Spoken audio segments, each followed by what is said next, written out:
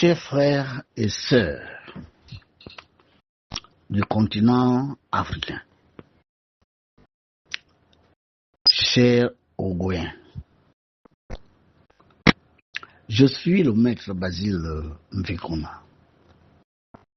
Je suis aujourd'hui dans le pays que vous appelez le Gabon. C'est là que j'ai pris un corps physique. Ma mission, permettre à ce que les Africains aient ce que vous venez d'appeler leur religion.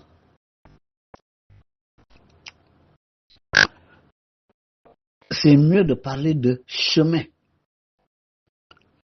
Un chemin initiatique, c'est-à-dire fait d'enseignement sur l'univers, ses lois, les connexions que nous, les microcosmes, nous devons avoir avec le macrocosme. La pratique qui nous permet de nous connaître nous-mêmes, de savoir ce pourquoi nous avons pris des corps physiques et qu'est-ce que ça va devenir quand nous aurons perdu ce corps physique. L'âme, l'esprit et le corps physique. L'un se détruit, l'autre a vocation d'être immortel. Le double spirituel fait d'une âme et d'une conscience, appelé encore l'esprit. Cette connaissance doit d'abord commencer par ce qui s'est fait à l'origine des mondes.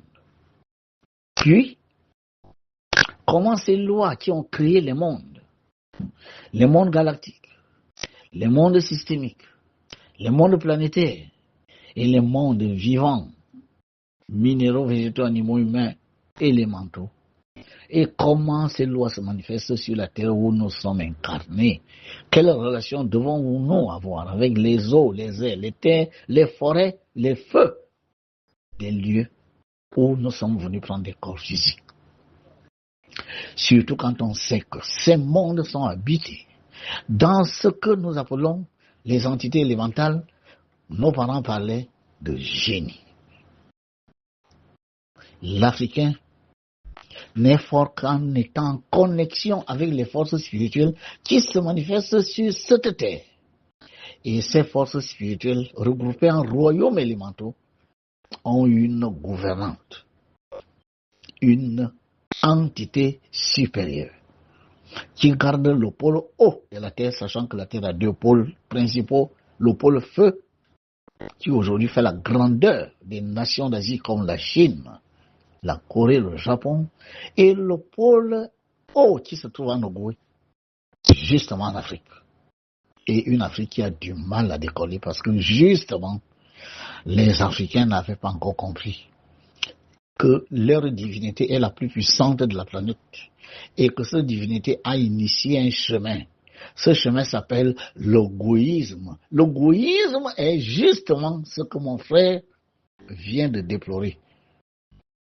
L'Afrique n'a pas sa religion. Oui, l'Afrique n'avait pas sa religion. Pour la simple bonne raison que la religion des Africains était, les gens sont venus tout nous voler, tout nous prendre et recouvrir d'un manteau noir la divinité de l'Afrique. C'est pour ça que ce lieu où se trouvent les énergies qui sont la conscience de cette divinité a été baptisé le manteau par les Portugais, les Occidentaux qui ont vu les énergies qui sortaient de là, qui risquaient de faire de l'Afrique le continent le plus puissant au monde, parce que nous sommes justement le berceau de l'humanité. Car en ce lieu où se trouve ce champ de force, l'humanité a pris corps. Les premiers hominidés ont été à cet endroit, avant de se répandre partout sur la planète. Il y a aujourd'hui un humain qui vous parle, le maître Basile Mvikona. 062 06 20 49. Voilà mon WhatsApp. 062 06 20 49. Je suis joignable au plus 241 77 77 12 96 en appel direct. 062 06 20 49. C'est le WhatsApp. Plus 241 77 77 12 96. C'est mon direct. J'ai une école de spiritualité de mystère qui s'appelle Elémia, enseignement des lois de l'énergie, de la matière, de l'intellect, des lois d'harmonie et les lois de l'âme et les miens. Le nom du 4e séraphin. Cette grande école enseigne les lois cosmiques de la manifestation de ces lois à l'origine jusqu'à notre Afrique. Pour comprendre que cette entité qui s'est révélée à celui qui parle en ce moment est la divinité de l'Afrique, appelée d'ici de là Maman Gondé, d'autres l'appellent Mami Wata, d'autres l'appellent la déesse Noa, d'autres l'appellent la reine des eaux. Elle a des noms un peu partout en Afrique, c'est notre divinité. La source de manifestation de cette énergie se trouve à Nogoué, le pays aujourd'hui appelé maladroitement et malhonnêtement Gabao ou Gabon. Ce lieu s'appelle Logoué. Africain. Vous déplorez une religion, vous en avez une. Vous déplorez un chemin, vous en avez un. Aujourd'hui, l'ogoïsme est né. L'ogoïsme compte aujourd'hui plus de 225 étudiants cibles qui apprennent les lois cosmiques dans cette école et qui ont pour vocation de devenir de futurs maîtres spirituels qui doivent enseigner les lois de l'énergie telles que ces lois sont manifestées à la création jusqu'à nos terres et à l'intérieur de nous, car nous sommes à l'image de l'univers, du macrocosme. L'école de spiritualité de Michel et Lémia enseigne en 4 niveaux les lois de l'énergie qui permettent à une âme de se connecter aux sources supérieures qui doivent assurer son évolution, car tôt ou tard nous devons abandonner le corps physique définitivement pour continuer l'évolution vers l'union avec le Père Céleste, la conscience cosmique. Nous sommes là en face des consciences, nous ne sommes pas en face des êtres assis quelque part. Donc, pour venir donner force à mon frère qui vient de parler, l'Afrique a désormais retrouvé son chemin.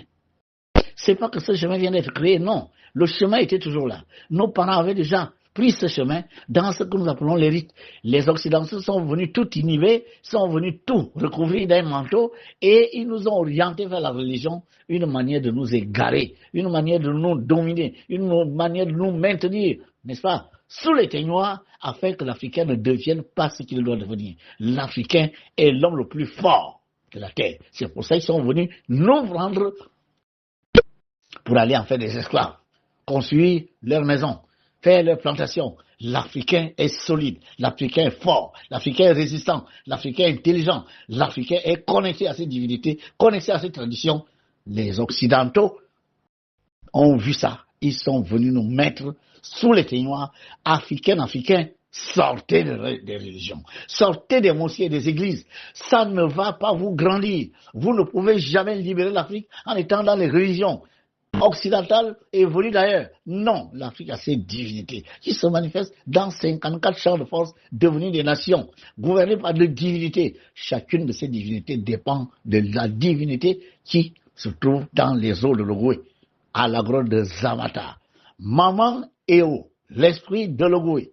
Ça, c'est son nom à la première dimension. Au fur et à mesure que vous êtes dans cette école, que vous allez subir des initiations de plus en plus élevées, vous allez apprendre d'autres désignations de cette entité jusqu'à ce que vous pourrez entrer en contact, je parle bien de physico-spirituel, avec cette haute divinité qui est la divinité de l'Afrique. C'est notre maman. C'est cette femme qui est représentée dans l'ensemble des rites d'Afrique.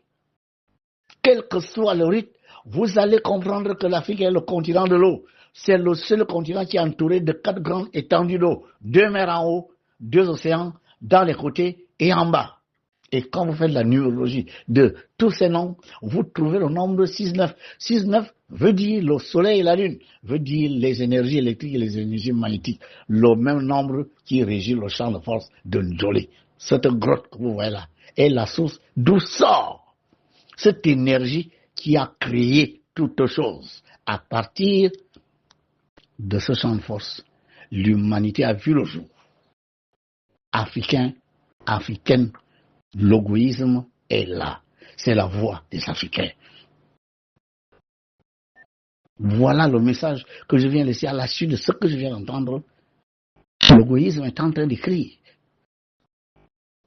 des livres qui vont rester à la postérité pour que ce que nous appelons aujourd'hui l'égoïsme devienne le chemin de tous les Africains. Paix sur vous.